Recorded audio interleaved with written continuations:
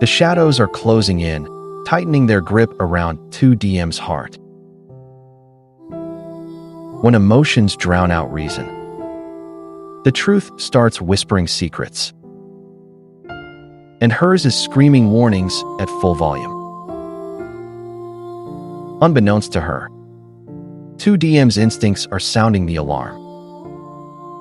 Something's gone terribly wrong with Tone, the man she loves.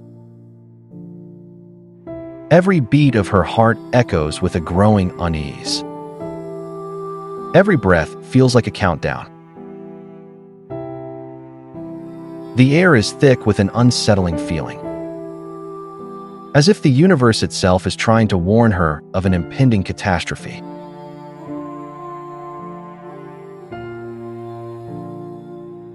In the silence, her mind starts racing. What if, what if, what if? The questions swirl, fueling the anxiety that's taking hold. Tu Diem's grip on reality starts to slip, and she can't shake off the feeling that time's running out.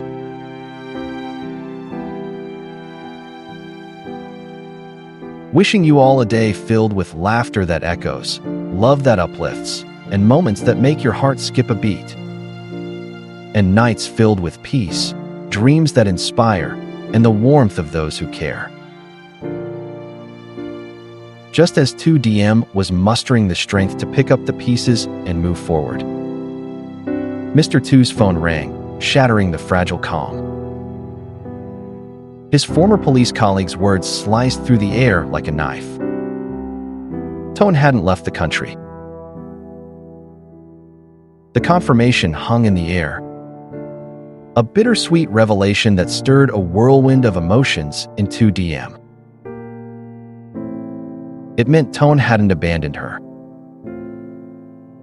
hadn't left her behind like Hu Yen had insinuated, poisoning her mind with doubts. But the relief was short-lived. A new wave of anguish crashed over her. If he didn't leave, why the deafening silence? Why hadn't he tried to reach out, to find her?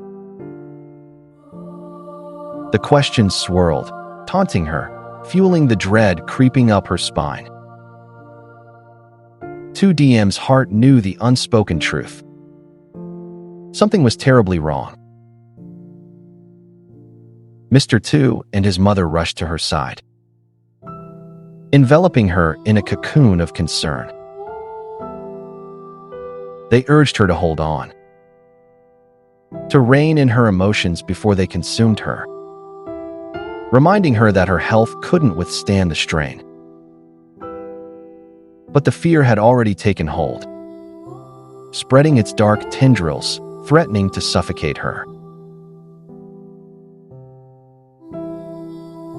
Meanwhile, a calm resolve settled over Tone, a stark contrast to the emotional turmoil brewing in Tu Diem. His memory remained elusive, yet he felt no urgency to reclaim it, not even attempting to recall his own name. Instead, his focus narrowed on one thing: helping Grandma with their expenses. The irony was striking.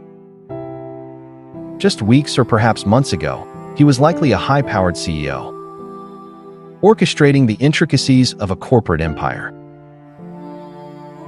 Now, he ventured into unfamiliar streets, scouring the neighborhood for day-to-day work, taking whatever odd jobs came his way.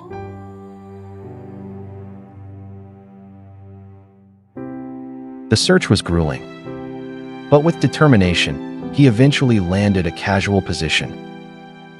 A job where he would show up, work, and receive payment on the spot. No commitments, no questions asked.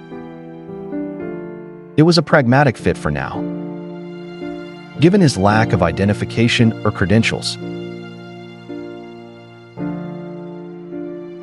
Tone returned to the farm, and with a sense of pride, handed Grandma his hard-earned cash. She accepted it with a hesitant smile, secretly setting it aside, determined to stash it safely for him.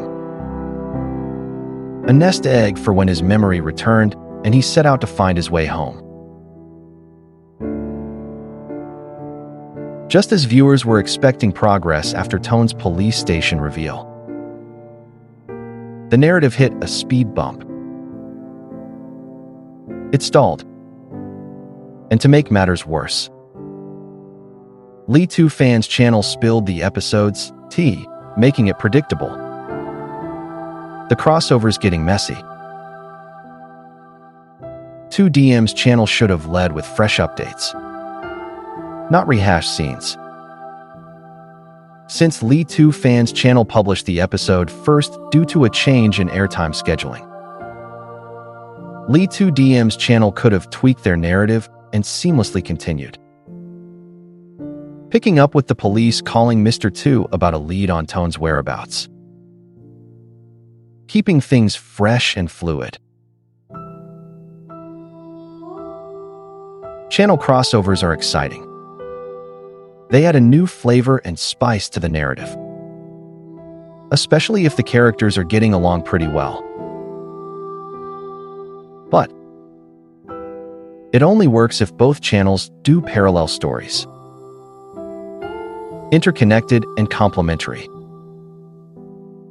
Ly Tu Diem's channel drives the main narrative, while Ly Tu fans adds context with a snippet of Tu Diem and Tone's story.